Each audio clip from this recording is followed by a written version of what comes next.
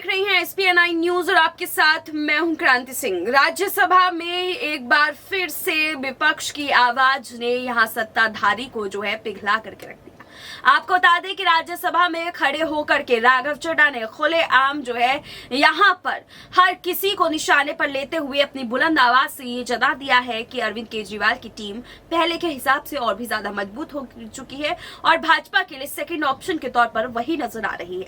आपको बता दें कि राघव चड्ढा ने सीधे तौर पर जो है सामने खड़े विपक्ष यानी कि बीजेपी को लेकर के तमाम बड़े शब्दों का इस्तेमाल करके ये कह सकते हैं कि उनके मुंह पर तमाचा मारने का काम किया है। चलिए इस खास वीडियो को देखिए और समझिए कि राज्यसभा में खड़े होकर के राघव चड्ढा ने बीजेपी को कैसे घसीटा। सर, सरल भाषा में कहूं तो वित्तीय वर्ष की शुरुआत में सरकार को जितना खर्च आवंटित किया गया था वो सारा पैसा खर्च करने के बाद आज अतिरिक्त पैसा मांगने सरकार इस सदन के भीतर आई है। काश ये सुविधा देश के आम आदमी के पास भी होती सर, जो महीने की 25 तारीख को अपना बटुआ खाली देखकर 5 दिन संघर्ष करके 1 तारीख आने की इंतजार करता है। Sir, supplementary demand for grants 2 चीजें में से एक अवश्य दर्शाता है। पहली चीज, क्योंकि सरकार को अतिरिक्त पैसे की जरूरत पड़ी, तो पहली चीज यह है कि जब वित्तीय वर्ष की शुरुआत में सरकार को पैसा चाहिए था तो सरकार ने अपना जो वित्तीय बजट था उसे अंडर एस्टिमेट कर प्रेजेंट किया ताकि वित्तीय घाटे को सुंदर करके उसका सौंदर्यकरण करके दिखाया जाए। अगर यह नहीं है तो दूसरी स्थिति अवश्य होगी कि सरकार ने अपना बजट पूरी तरीके से मिसमैनेज कर दिया। इन दोनों में से यदि कोई एक स्थिति उत्पन्न होगी, उसी में सरकार को एडिशनल पैसे की अतिरिक्त खर्चे की जरूरत पड़ रही। सर, अतिरिक्त पैसे के लिए सरकार इस सदन के सामने आई है, कोई बात नहीं सर, उस पर चर्चा होगी, लेकिन चर्चा 2 और विषयों पे होनी चाहिए। पहला विषय कि वित्तीय वर्ष की शुरुआत में 40 लाख करोड़ का जो इतना भारी भरकम बजट इस सदन ने सरकार को सैंक्शन किया था, मंजूरी दी थी, उस 40 लाख करोड़ को खर्च करके सरकार ने क्या पाया, क्योंकि भारत देश के आर्थिक इंडिकेटर्स संकट का अलार्म बजा रहे हैं। और दूसरा, आज से 2-3 महीने बाद यहां से 100 मीटर दूर नॉर्थ ब्लॉक में जहां आने वाले वित्तीय वर्ष का बजट बन रहा है, आज ये बहस मैं चाहूंगा आने वाले वित्तीय वर्ष के बजट की भी नींव रखे। और सर, मैं नया सदस्य हूं सदन का, एक सुझाव और देना चाहता हूं। हम सारे लोग बजट पे चर्चा उसी समय करते हैं जब बजट प्रस्तुत किया जाता है। हमें सदन में 2 बार बजट पे चर्चा करनी चाहिए। एक बार जब बजट प्रस्तुत हो और विंटर सेशन में 7-8 महीने बीतने के बाद कि उस बजट से देश को हासिल क्या हुआ, मिला क्या, कितनी नौकरियां मिली, क्या बेरोजगारी की दर है, कितनी महंगाई कम है। सर, आज सरकार 3,25,757 करोड़ मांगने इस सदन के भीतर आई है।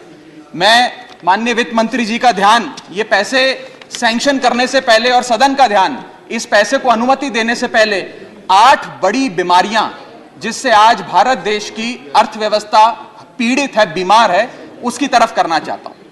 पहली बीमारी है सर बेरोजगारी। इस सरकार ने चुनावों से पहले वादा किया था, भारतीय जनता पार्टी ने वादा किया था कि हम 2 करोड़ नौकरियां हर वर्ष देंगे। सर, नौकरियां तो नहीं आई, लेकिन इस वित्तीय वर्ष में बीजेपी की सरकार ने बेरोजगारी दर को 45 सालों में सर्वाधिक कर दिया। सर, 45 ईयर हाई पे अनएम्प्लॉयमेंट रेट कर दिया। सर, 2014 में जब बीजेपी की सरकार बनी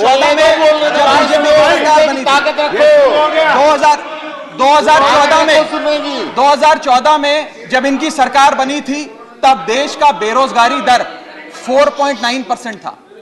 जब इनकी सरकार बनी थी तो बेरोजगारी दर 4.9% था। आज 8 साल बाद 2022 में यह बेरोजगारी दर 4.9% से बढ़कर 8% पे आ गया है। 8%। और यह तो ऑर्गेनाइज सेक्टर की बेरोजगारी है। अनऑर्गेनाइज सेक्टर के जॉब लॉसेज, एमएसएमई के कारखाने कितने बंद हो गए, उनका घर बिक गया, कारखाने बंद हो गए, उसका तो हिसाब ही सरकार के पास नहीं है। अभी कुछ ही समय पहले लोकसभा में जवाब देते हुए वित्त मंत्री जी ने देश को बताया कि कुल 22 करोड़ आवेदन पत्र भारत सरकार के पास नौकरी मांगने के लिए आए। उन 22 करोड़ आवेदन पत्रों में से आपको जान के चंबा होगा सरकार ने मात्र 7 लाख लोगों को नौकरी दी सर। 22 करोड़ आवेदन पत्र के मुकाबले 7 लाख लोगों को नौकरी। सर हम लोग छाती चौड़ी कर कर कहते हैं कि हम युवा देश हैं, हम युवाओं का देश हैं, हमें अपने डेमोग्राफिक डिविडेंड पे गर्व है, फक्र है। सर भारत का डेमोग्राफिक डिविडेंड बेरोजगारी के तले दबता जा रहा है, सड़कों पे लाठियां खा रहा है और भारत सरकार डेमोग्राफिक डिविडेंड को डेमोग्राफिक डिजास्टर में तब्दील करती जा रही है। सर ये सच्चाई है आज। सर मैं आपको बताना चाहूंगा कि यह सरकार जिसने देश को, युवाओं को घर पे बिठाने का काम किया, इसका नारा बदल के हो गया है हर घर बेरोजगार। यही है आज की भाजपा सरकार। सर मैं दूसरी बड़ी बीमारी जो इस भारत की अर्थव्यवस्था को लगी है उसकी तरफ आपका ध्यान आकर्षित करना चाहूंगा। दूसरी बड़ी बीमारी है सर इन्फ्लेशन, यानी कि महंगाई। इन्फ्लेशन को कहा जाता है sir, inflation is taxation without legislation. वो महंगाई जो सरकार कानून लाए बिना जनता पे थोप देती है सर। आज भारत की महंगाई इस वित्तीय वर्ष में 30 सालों में सर्वाधिक थी सर, 30 ईयर हाई पे, जहां भारत की थोक महंगाई 12 से 15% के आसपास घूम रही है और खुदरा महंगाई 6 से 8% के आसपास घूम रही है। वादा किया था सर आय बढ़ाने का, आय तो बढ़ी नहीं, महंगाई बढ़ गई। और सर बढ़ती महंगाई और घटती कमाई के चलते आज देश को आधार कार्ड की नहीं, उधार कार्ड की जरूरत पड़ रही है। देश के आम आदमी को उधार कार्ड की जरूरत है। वाह वाह। और सर आज इस बहस को सुन रहे भारत देश के करोड़ों लोगों को मैं कहना चाहूंगा कि यह सरकार आप सबको गरीब कर रही है। गरीब सिर्फ वो नहीं सर जो सड़क पे कटोरा लेकर भीख मांग रहा है, हम सब गरीब हो रहे हैं। गरीब इसलिए हो रहे हैं कि हमारी आमदनी नहीं बढ़ रही, लेकिन महंगाई बढ़ती जा रही है। सर मैं उदाहरण देता हूं, एक शख्स जो 20,000 रुपए महीने के कमाता था और 18,000 रुपए खर्च करता था, वो महीने का 2,000 रुपए बचाता था। आज उसकी आमदनी 20 की 20 है, 20,000 है, लेकिन खर्चा 18,000 से बढ़कर 25,000 करोड़ हो गया। यानी कि 20,000 की आमदनी, 25,000 का खर्च, 5,000 रुपए की नुकसान का खामियाजा का कर्जा देश का एक एक आदमी भुगत रहा है। सर मैं बताना चाहूंगा, सुनिए मेरी बात ध्यान से। जब 2014 में महंगाई का आलम देखिए सर, 2014 में जब यह सरकार बनी थी तो पेट्रोल 55 रुपए प्रति लीटर पे बिकता था। आज पेट्रोल 100 रुपए प्रति लीटर पे बिकता है। डीजल 45 लीटर पे बिकता था, 45 रुपए प्रति लीटर, वो डीजल आज 90 रुपए प्रति लीटर पे बिक रहा है सर। एक गैस का सिलेंडर 400 रुपए का मिलता था बाजार में 2014 में जब इनकी सरकार आई थी, आज वो गैस का सिलेंडर 1100 रुपए का हो गया सर, 1100 रुपए का। दूध 1 लीटर 36 रुपए का मिलता था, दूध आज 60 रुपए प्रति लीटर हो गया है। और सर सीएनजी 40 रुपए प्रति यूनिट प्रति केजी मिला करती थी, आज वो सीएनजी 80 रुपए प्रति यूनिट मिलती है सर। इस सदन में सर जब प्याज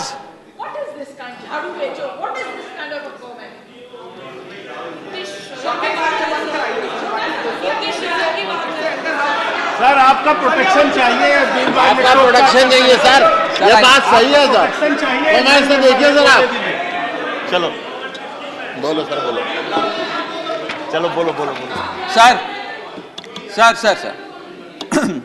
सर जब देश में, I am not yielding but sir, इस देश में जब प्याज के दाम 100 रुपए प्रति केजी के ऊपर हो गए और इस सदन में हंगामा हुआ तो माननीय वित्त मंत्री जी ने कहा कि मैं प्याज नहीं खाती, तो मुझे उनके भाव से, प्याज की कीमतों से कुछ लेना देना नहीं है। ये मेरा विश्वास है सर कि माननीय वित्त मंत्री जी आटा, चावल, दाल, दूध, दही, पनीर तो अवश्य खाती होंगी, क्योंकि इन सब के भाव बढ़ गए। जीएसटी लगा लगा के इन्होंने देश की थालीनॉमिक्स, फूड इन्फ्लेशन को बिगाड़ दिया। आटा, दाल, चावल, दूध, दही, सबके रेट आज स्काई रॉकेटिंग है सर, आसमान छू रहे हैं। और भारत की फूड इन्फ्लेशन 10% से लेकर 17% के बीच पूरे वित्तीय वर्ष में मंडरा रही है। ये हालात हैं सर भारत की थालीनॉमिक्स की। मैं बताना चाहूंगा सर कि इस सरकार ने अमीरों को अमीर और गरीबों को गरीब करने का काम किया। तो सुना आपने, राघव चड्ढा सीधे तौर पर जो अपने मुद्दे रखते हुए नजर आए और जाहिर सी बात है कि उनके इस मुद्दे से ये बात बिल्कुल साफ हो चुकी है कि यहाँ पर सियासी माहौल और भी ज्यादा गर्माने वाला है और 2024 की कौन सी गर्म तेज हवा चल रही है उसको लेकर के आज जवाब देते हुए यहाँ पर जो है राघव चड्ढा नजर आए। फिलहाल आज के इस खास रिपोर्ट में बस इतना ही। देश दुनिया की तमाम बड़ी खबरों के लिए देखते रहिए SPN9 न्यूज।